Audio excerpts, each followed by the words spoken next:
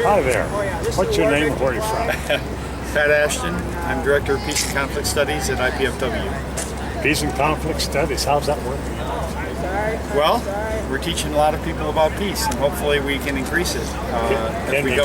Can you get some people in Washington to teach about peace? That's where it really needs to be taught, but I think ultimately it comes from the grassroots. I think we're going to have democracy. It's got to come from the bottom up, and people have to let their representatives know, or elect representatives who will vote for policies for peace and vote against war. It gives me no consolation to know that we stood here 10 years ago and said not to go into Iraq. Look at Iraq today. Is it a better country? No. 80 people killed in bombing on Thursday. Hundreds the day before. The day before that and the day before that. Hundreds of thousands killed during the war. Is Iraq a better country because we invaded? Saddam Hussein's gone, and he was not a nice guy. Bashar Assad is not a nice guy. But invading Syria will create the same problems that we have in Iraq. Does anybody believe that Afghanistan is going to be a better country when the U.S. finally pulls out? Does anybody believe that the Taliban won't still be a force, that the warlords won't still dominate? Have we built the infrastructure of Afghanistan? Have we built democracy? Have we built democracy in Iraq? No. And we won't build it in Syria either by going in with drones and bombs. It doesn't work. War is not the answer. Well, let me ask you a question, if you don't mind, Pat. Having said all that, and I'm sure that even some people in Washington might agree with you, but what's your own personal opinion about why we're beating the drums for war yet again? We have a war-based economy. Somebody in Washington said it the other day. I couldn't believe it, that they were honest, and I believe Rand Paul has said some of these things as well. Even though I might have a lot of disagreements with Rand Paul on a number of issues, he's certainly right about not squandering U.S. resources and on these kinds of things. We have a war economy. Whenever we're at war, employment goes up. The economy hums. War contractors make a lot of money. And so their interest is for us to be at constant war. And when the Cold War ended, they had to find new boogeymen. And they found them in the Middle East. Saddam Hussein, Osama bin Laden, Bashar Assad, Hosni Mubarak. All these people used to be our friends at one time because they served U.S. interests. Then, when they don't serve U.S. interests, or it's U.S. interests to go to war, now they're our enemies. And we have to go in and do all this. And look at the terrible cost to the U.S. Millions are made by defense contractors. And the people that run those companies are making millions and billions of dollars. But look at the terrible cost to American citizens, especially our troops who come home with outrageous injuries, traumatic brain injuries, PTSD, and what do? We cut veterans funding. We don't really care about our veterans when we're done with them. This is the war economy.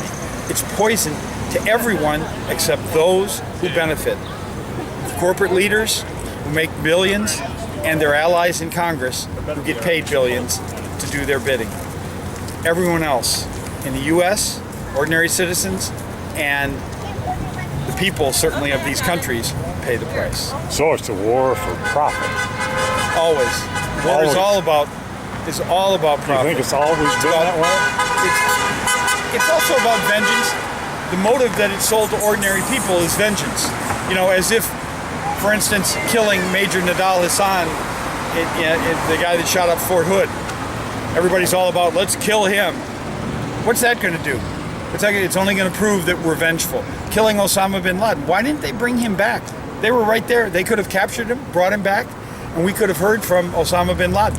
Maybe the same kind of propaganda, but it could have said that we stand for something more than just vengeance. Why do you think we didn't do that with Osama? Because I think the warmongers drove the boat on that, and Obama wanted to prove that he was down with the military. I think, he ran against the Iraq War, but I think when he got into the White House, the National Security Agency, the CIA, the Pentagon, they're so powerful that he winds up being really a victim of that machine. And I think the decisions he's made I certainly don't agree with him, and I'm certainly disappointed in him. For a man who ran against the Iraq War to now even be talking about going into Syria is abominable. But I think he's a prisoner, and it says that we can't rely on one person. We can't say we elected Obama and we fixed the problem. We have to be out here, we have to be demonstrating, we have to have more people, we have to run different candidates, we have to elect them to office, and we have to have different policies. Yeah, this Obama fella, wasn't he the one that received the Nobel Peace Prize? Yeah, well, Henry Kissinger received the Nobel Peace Prize too, if you recall. So he was a war it really criminal. doesn't mean anything. Well, no, I believe the Peace Prize means something, and we're celebrating 50 years of Martin Luther King, and I think it means something in Martin Luther King when Nelson Mandela, Bishop Tutu, these kind of people who stood for democratic movements for peace, people's action from the ground up. And they changed America. We ended legal apartheid in America. We got a long way to go on race, but we ended legal apartheid in America. And we did it mostly nonviolent, through people's action. I was in South Africa. They ended apartheid in South Africa with mostly nonviolent movement from the ground up. They brought down the Soviet Union. They took down the Berlin Wall with people's actions. That's what we need in America. We ought to show the world what democracy really means and how it really should work. Well, a year and a half ago, we had the Occupy movement. Not only in this town, in this country, but all over the world. Exactly. What happened? I think, where is it now? Yeah, I mean, that's discouraging. People burn out, and here we are 10 years later. Yeah. Still demonstrating on the Peace Park, as we called it. I'm running out of ink and foam board for my signs. I know. I'm gonna have to take up a collection.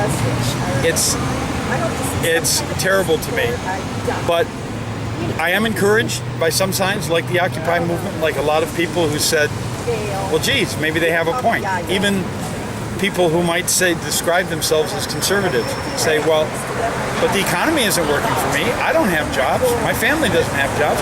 We're deserving people. We work hard. We believe in the right values. And yet we're on the outside looking in." More and more people are understanding that. I think if we can articulate an ideology that can help them understand, I think we can have a different thing. Other than vengeance. Vengeance is easy to stir people's emotions. Let's go kick some ass because we hurt.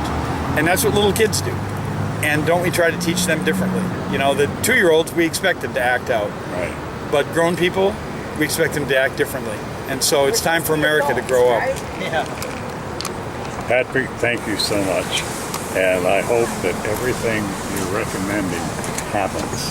And the only way it's going to happen is if we make it. I know. I appreciate all the work you've done, all the